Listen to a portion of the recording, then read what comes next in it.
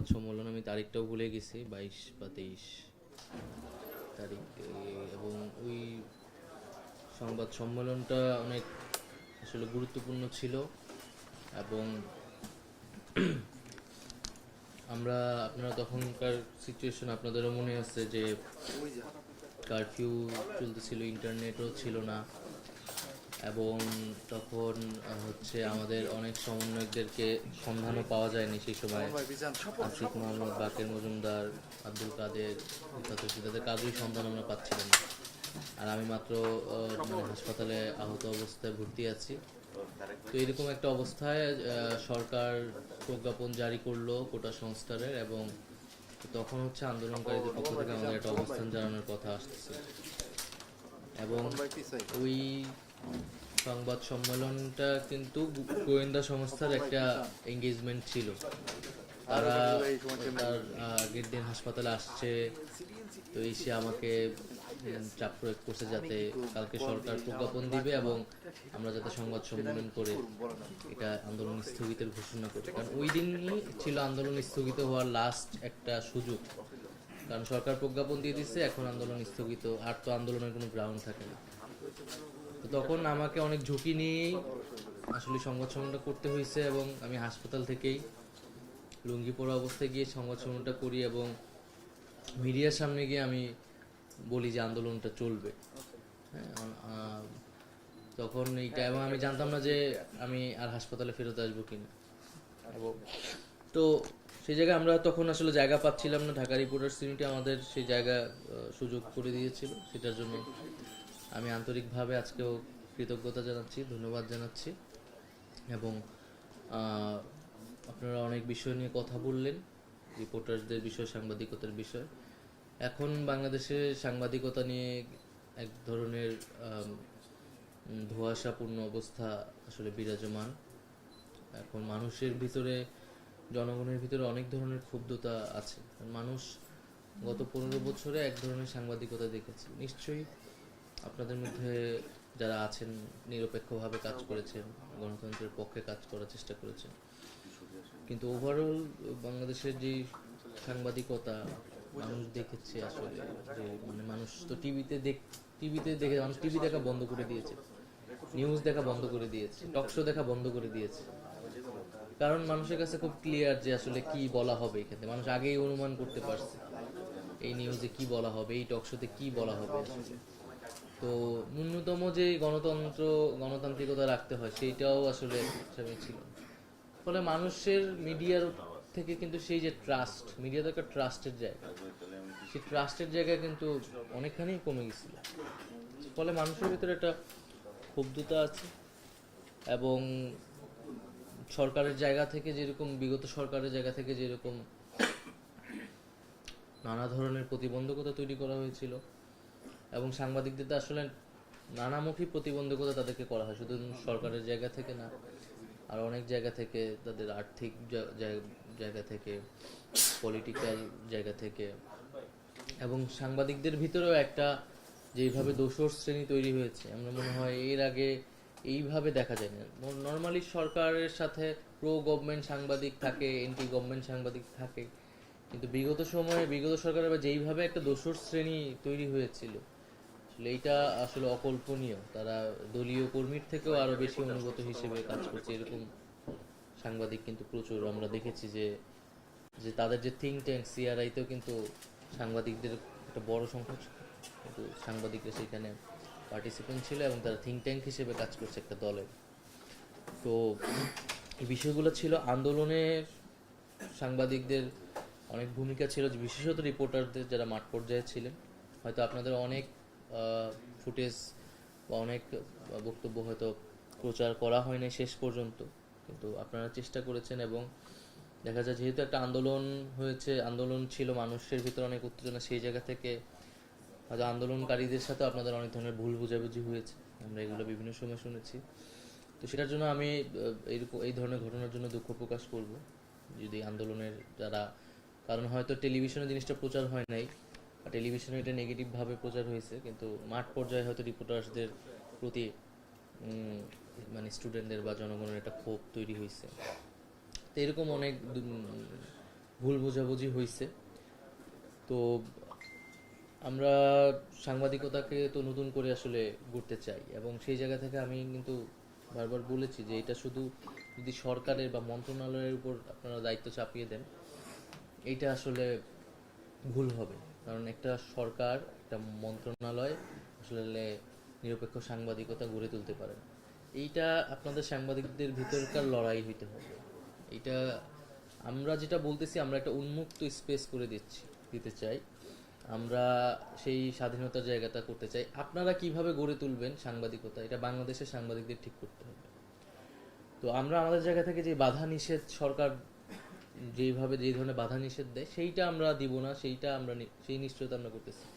কিন্তু এটা তো সাংবাদিকদের ভিতরকার সেই আলোচনা পর্যালোচনা, সেই দাবি দেওয়া থাকতে হবে যে সাংবাদিকরা আসলে বাংলাদেশে কিভাবে গণমাধ্যমের ভবিষ্যৎকে দেখতে চায়। আমরা সেই জায়গাটার জন্যই সরকারের পক্ষ থেকে গণমাধ্যম সংস্কার কমিশন করা হয়েছে অন্যান্য কমিশনের সাথে সাথে। এবং এই গণমাধ্যম সংস্কার কমিশন স্বাধীনভাবেই কাজ করবে, এবং তারা সকল অংশীদারদের সাথে আলোচনা করে সরকারের কাছে একটা রূপরেখা প্রস্তাবনা করে তারপর সেটা সরকারের জায়গা থেকে আবার বিভিন্ন অংশীজন এবং রাজনৈতিক দলগুলোর সাথে আলোচনা করে আমরা সেটা বাস্তবায়ন করার চেষ্টা করব। তো সেই জায়গায় আপনাদের সর্বাত্মক সহযোগিতা প্রয়োজন, কারণ গণমাধ্যম বা সাংবাদিকতা এরকম একটা বিষয় যেখানে নানান স্টেক হোল্ডার আসলে একসাথে ক্রিয়াশীল, এবং অনেক পরস্পর বিরোধী স্টেক হোল্ডার। এখানে আপনি যদি ওয়েজ বোর্ডের কথাই বলেন, এটা সম্পাদকরা একটা পক্ষ নেবে, মালিকরা একটা পক্ষ নেবে, রিপোর্টার্স একটা পক্ষ নেবে। তো তো সবাইকে মিলেই এখন একটা জায়গায় আসতে হবে। তো সেই জায়গায় আমরা অবশ্যই যাতে সহযোগিতাটা করি, এবং ওয়েজ বোর্ডের সাথে তো শ্রম মন্ত্রণালয় জড়িত। তো আমরা চেষ্টা করতেছি এই সব বিষয়গুলোকে কানেক্ট করার, এবং আইনগুলার বিষয়ে আমরা তো সাইবার সিকিউরিটি অ্যাক্ট নিয়ে অলরেডি একটা সিদ্ধান্ত নিয়েছি। অন্যান্য আইনগুলো আমরা পর্যালোচনার মধ্যে রাখছি মন্ত্রণালয়ের পক্ষ থেকে, এবং যেই কমিশন তারাও নিশ্চয়ই তাদের প্রধানতম একটি কাজ হবে আইনগুলো নিয়ে আসলে সংস্কার করা, পর্যালোচনা করা, এবং যত কম সংখ্যক আইন, যত কম বাধা নিষেধ তৈরি করা যায়, ততই আমরা মনে করি সাংবাদিকদের স্বাধীন সাংবাদিকতার জন্য মঙ্গল। তারপরে হচ্ছে আমাদের এখন মিডিয়া হাউসগুলোতে ফ্যাসিবাদের দোসর রয়েছে, বা ফ্যাসিবাদ মুক্ত একটা গণমাধ্যমের কথা আমি নিজেও বলে আসছি। তো সেই জায়গায় কিন্তু আসলে সরকারের জায়গা থেকে হস্তক্ষেপের সুযোগ কিন্তু কম। এটা যারা মিডিয়া হাউসগুলোতে আছে তারা আপনারা নিজেরাই এটা আপনারা চিন্তা ভাবনা করতে হবে, বিবেক বিবেচনা করতে হবে, এবং সত্যটা আসলে জনগণের সামনে উন্মোচন করতে হবে। নিশ্চয় আমি শুনেছি অনেকেই কাজ করতেছেন। বিগত 16 বছরের সাংবাদিকতা, গণমাধ্যমের ভূমিকা আসলে কি ছিল, কেমন ছিল, কারা কারা আসলে জনগণের বিপক্ষে অবস্থান নিচ্ছে, এটা সুস্পষ্ট থাকা উচিত জনগণের কাছে আসলে। এবং যদি কেউ ভুল করে থাকে, যদি কেউ পরিস্থিতির শিকার হয়ে থাকে, সে সে ক্ষমা প্রার্থনা করবে, মানুষের কাছে সেই কথাটা বলতে হবে। কিন্তু এখন হুট করেই সময়ের সাথে, মানে 5ই আগস্টের পরে যদি কেউ ভুল পাল্টায় ফেলে, এবং এটা তো আসলে হওয়া উচিত না। মানুষকে সত্যটা স্বীকার করা উচিত, কারণ সত্যের মধ্য দিয়ে আসলেই রিকনসিলিয়েশনটা সম্ভব। তো আমরা এটাই বলতেছি।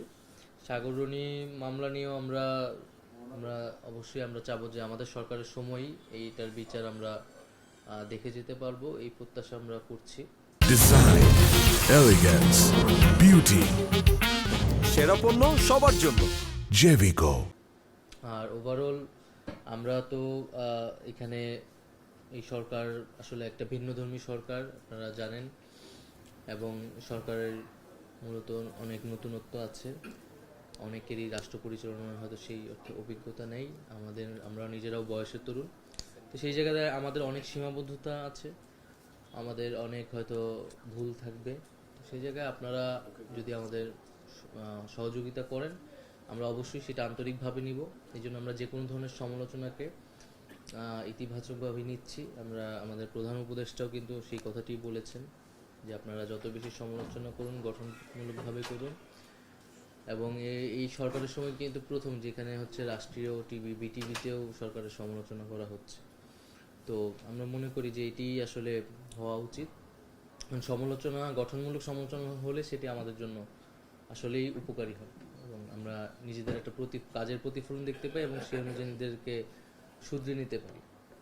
তো সেই জায়গা থেকে আমরা সেই গঠনমূলক সমালোচনা প্রত্যাশা করি গণমাধ্যম থেকে, সাংবাদিকতা থেকে। এবং এখন যেই সময়টা আমরা পার করছি খুবই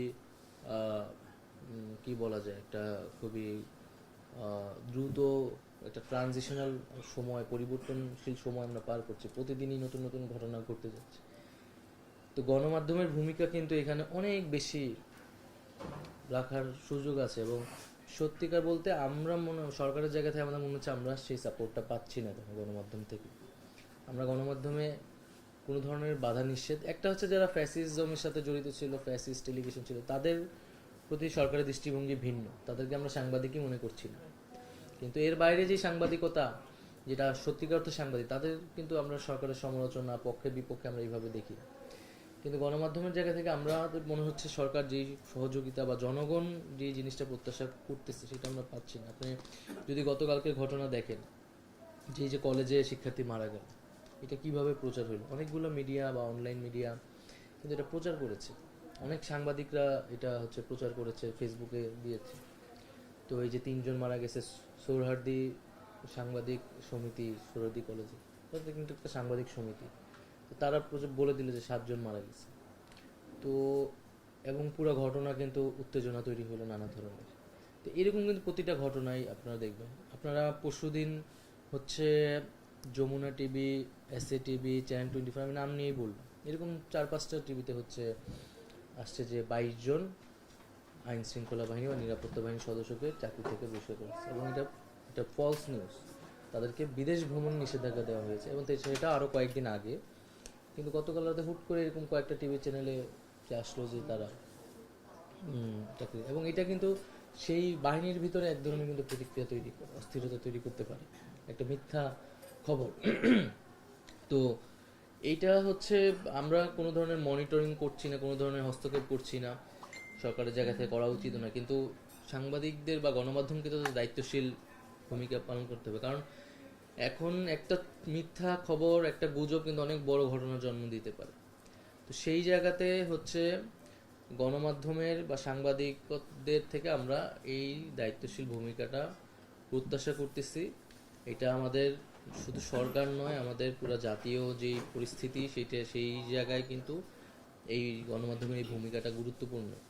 আর এই সরকার যেহেতু কোনো দলীয় সরকার না, এই সরকারের কোনো ওই অর্থে দলীয় বাহিনী নাই এবং নিজস্ব কোনো প্রচার ব্যবস্থা নাই একটা দলের যেরকম থাকে বা একটা, ফলে আমাদের তথ্য কিন্তু পৌঁছানোর ক্ষেত্রে সবচেয়ে বেশি সহায়তা আমাদের কিন্তু গণমাধ্যমের উপরে আমরা নির্ভরশীল আর কি। আমাদের নিজস্ব কোনো কর্মী বাহিনী নাই বা প্রচার ব্যবস্থাপনা নাই যেটা আমাদের সরকারের কার্যক্রম আসলে তৃণমূল পর্যন্ত পৌঁছে দেবে, সেটা কিন্তু আমরা সম্পূর্ণভাবে গণমাধ্যমের উপর নির্ভরশীল। এই গণমাধ্যম থেকে আমরা সেই সহযোগিতাটা সবসময় প্রত্যাশা করছি। এবং গতকাল দেখেন কতগুলো, সকালেও একটা ঘটনা, ভোর রাতে একটা ঘটনা ঘটছে।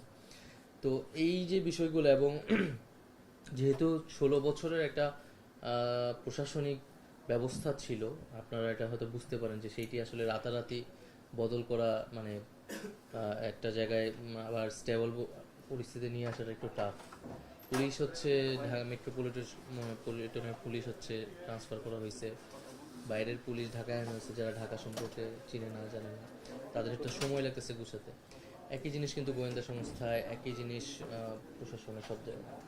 ফলত তথ্য পাওয়ার ক্ষেত্রে, প্রচারের ক্ষেত্রে, এবং ইভেন সাংবাদিকরাও আমাদের অনেক তথ্য বিভিন্ন সময় গুরুত্বপূর্ণ তথ্য দিয়ে সহায়তা করেন। তো সেই জায়গাতে আমরা সাংবাদিকদের সহায়তা কামনা করছি এবং সরকারের জায়গা থেকেও যে কোনো প্রকার সহায়তা সহযোগিতা আমরা করতে প্রস্তুত আছি।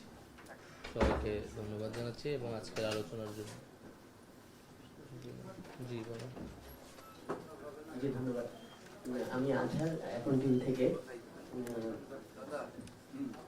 এখানে আপনি যখন আমাদের মাঠের সংবাদকর্মীদের সাথে এক ধরনের কাছাকাছি হন, তখন আসলে আমরা অনেক প্রশ্ন করার সুযোগ পাই এবং এই দূরত্বটা থাকে না। কিন্তু এই দায়িত্বরত যারা এই যে মাঠের বিপ্লব থেকে দায়িত্ব নিয়েছেন বা তাদের সাথে সরাসরি আমাদের মানে একটা দেয়ালও থাকে কর্মকর্তাদের মাধ্যমে। আমি যেই বিষয়টা একটু জানতে চাই সেটা হলো যে যে পরিস্থিতিগুলো এখন চলছে, আপনারা গতকালও সংবাদ সম্মেলনে বলেছেন যে আপনারা রাইটিং ম্যানেজমেন্ট একটা পরিবর্তন আনছেন, কিন্তু ওই জনগণের যে ভোগান্তি তাদের পক্ষ থেকে এটা প্রশ্ন তোলা হচ্ছে যে আইন শৃঙ্খলা বাহিনী আসলে শক্ত হতে পারছে না, একটা বিশৃঙ্খলা চলছে। সেই ক্ষেত্রে মানে কঠোর হবারও একটা প্রত্যাশা আছে, কারণ মানুষের তো অনেক ভোগান্তি হচ্ছে। মানে কি হবে, এরকম চলতে থাকবে নাকি মানে আপনারা যে রাইটিং সিস্টেম একটা আন্তর্জাতিক মানের ওদিকেই থাকবে? মানে পরিস্থিতি কিভাবে নিয়ন্ত্রণে আসবে? না, পরিস্থিতি তো পরিবর্তন হবে এখন। আমরা তো পুলিশ ব্যবস্থাপনায় পরিবর্তন আনতে চাচ্ছি। পুলিশ সংস্কার কমিশন আছে, তারাও নানা ধরনের সুপারিশ করছে এবং একটা ফর্মাল সুপারিশ তারা করবেন, সেই অনুযায়ী পরিবর্তন হবে। এখন আপনাকে আমাদের সবাইকে বুঝতে হবে যে আমরা একটা বিপ্লব পরবর্তী একটা পরিস্থিতির মধ্যে আছি এবং বিপ্লবের মধ্য দিয়ে কিন্তু ল অ্যান্ড অর্ডারের ব্রেক হয়। ফলে নতুন করে আবার ল অ্যান্ড অর্ডারটা তৈরি হইতে কিছুটা সময় আসলে লাগে। তো সেই জায়গায় আসলে যে কোনো দেশে বিপ্লব পরবর্তী অভ্যুত্থান পরবর্তী পরিস্থিতিতে সামাল দেওয়ার ক্ষেত্রে জনগণের ভিতরে যেই নানা ধরনের সক্রিয় অংশ থাকে তাদের অনেক বেশি ভূমিকা রাখতে হয়, যেমন রাজনৈতিক দল, সামাজিক সংগঠনগুলো, ছাত্র আন্দোলনগুলো আছে যারা। তো সেই জায়গা থেকে আমাদের এই রাজনৈতিক দলগুলোর কাছ থেকে আমরা আমাদের সেই সহযোগিতাটা দরকার, আমরা তাদের কাছে সেটা বরাবরই চাচ্ছি। এবং পুলিশ অবশ্যই কঠোর হবে, পুলিশ কঠোর হওয়ার জন্যই কিন্তু পুলিশ যাতে নিপীড়কের ভূমিকায় না চলে যায়, একটা পুলিশি রাষ্ট্র আমরা যেভাবে দেখেছি সেটাও তো আমরা আবার প্রত্যাশা করি না। ফলে এই উভয় সংকটের মধ্যে তো আমরা আছি, তো সেই জায়গা থেকে আমরা অবশ্যই উত্তরণ করতে পারবো, আমরা এটা আশা করি। তবে পুলিশকে আমরা কখনোই চাই না যে পুলিশ জনগণের বিপক্ষে দাঁড়াক, ছাত্রদের বিপক্ষে দাঁড়াক, একটা আন্দোলনে গুলি চালাক, এটা তো আমরা চাই না। তবে অবশ্যই পুলিশ জনগণের নিরাপত্তা দিবে এবং সেই জায়গায় পুলিশের সর্বোচ্চ কঠোরতা আসবে। আমরা সেইভাবেই পুলিশকে গড়ে তোলার চেষ্টা করছি।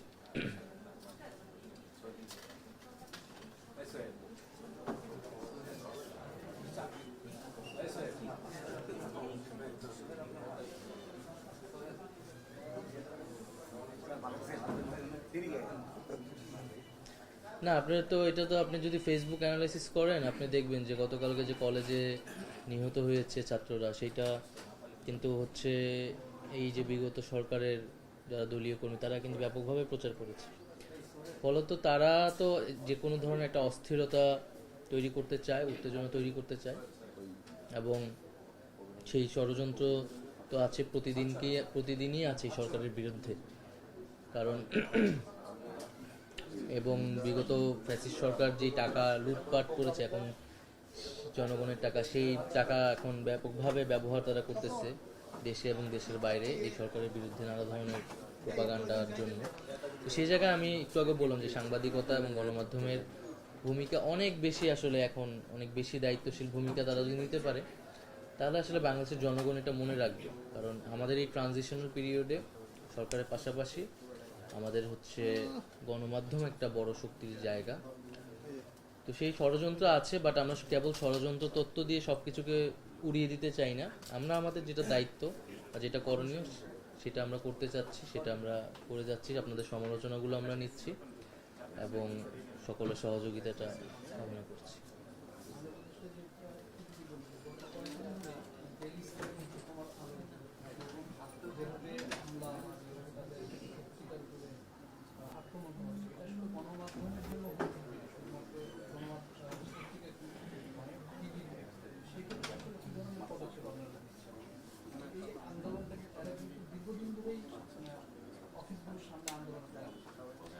আমি গতকালকে বলেছি যে এটি একটা ল অ্যান্ড অর্ডারের সিচুয়েশন হয়েছে, সেই জায়গা থেকে সরকার ভূমিকা পালন করবে। পত্রিকা অফিসে ভাঙচুর হলে সেইটা অবশ্যই আমরা আইনগতভাবে দেখব, কিন্তু এটা কেবল আইনি বিষয় না। এটা আমি তো আমার আলোচনায় বললাম যে বিগত সময়ে গণমাধ্যমের ভূমিকা নানান প্রশ্নবিদ্ধ হয়েছে নানান গণমাধ্যমে, এবং মানুষের কিন্তু অনেক ক্ষোভ তৈরি হয়েছে নানান কারণে গণমাধ্যম বা বিভিন্ন গণমাধ্যমের উপরে আসলে। তো মানুষের যে ক্ষোভ তৈরি হয়েছে, এটা কিন্তু সাংবাদিকদের বা ওই গণমাধ্যমের দায়িত্ব এটা স্পষ্ট করা। কেন মানুষ তাদের প্রতি বিক্ষুব্ধ, বলো মানুষের সাথে তাদের সেই ডায়ালগে বসা, তাদের নিজেদের অবস্থান বা নিজেদের যে কর্মকাণ্ড বিগত সময় সেটা স্পষ্ট করা উচিত মানুষের কাছে এটা। তো সেই জায়গায় এবং আমরা এটাই বলছি যে এটা গণমাধ্যমের এখানে দায়িত্ব আছে। তবে যেটা যখন এটা ল অ্যান্ড অর্ডারের জায়গায় যাবে তখন সরকার তো অবশ্যই তার যেই ভূমিকা সেটা সে পালন করবে। সেই জায়গা থেকে আমরা বলেছি যে আমরা যদি পত্রিকা অফিস ভাঙচুর বা চাপ প্রয়োগ করা হয় সেটা তো অবশ্যই আমরা মেনে নিব না, এবং আমরা সেক্ষেত্রে সহায়তা করব। কিন্তু পাশাপাশি জনগণের ক্ষুব্ধতা থাকলে তারা সভা সমাবেশ করবে শান্তিপূর্ণভাবে, আমরা সেটা শান্তিপূর্ণভাবে যাতে করে সেই আহ্বান জানিয়েছি। সেক্ষেত্রে পুলিশও যাতে দায়িত্বশীল আচরণ করে এবং শান্তিপূর্ণভাবেই জনগণকে সমাবেশ করতে দেয়, আমরা সেই দিক নির্দেশনাটিও দিয়েছি। মাননীয় উপদেষ্টা, একটা বিষয় আপনার কথা খুব স্পষ্ট, কিন্তু আমরা জানি যে প্রথম আলো এবং ব্রিটিশরা কিন্তু এই আন্দোলনের সময় নিরপেক্ষ ভূমিকা পালন করে তাদের পত্রিকা ছাপিয়েছিল। কিন্তু আপনি কি মনে করেন এই যে প্রথম আলো এই যে এখন যে বিক্ষোভ বা ক্ষোভ প্রকাশ হচ্ছে, বন্ধ করে থাকা হচ্ছে, এদের কি ওই ষড়যন্ত্রই দেখেন, এটা তো যারা আন্দোলন করতেছে তারাই ভালো বলতে পারবে, তাদের কাছে আপনারা জিজ্ঞাসা করুন তাদের আসলে কেন ক্ষুব্ধতা, তারা কেন বিক্ষোভ প্রকাশ করছে, এবং সেটা আসলে অ্যাড্রেস করা উচিত। শুধু ক্ষোভ প্রকাশ করতেছে বা গণমাধ্যমে বিরোধিতা করতেছে, এটা তাদেরকে শুধু তো আমরা লাঠিপেটা করে এখানে সরাই দেওয়ার কিছু নেই, তারাও জনগণের অংশ। তাদের সাথে কথা বললেই তো জিনিসটা স্পষ্ট হবে। Thank you.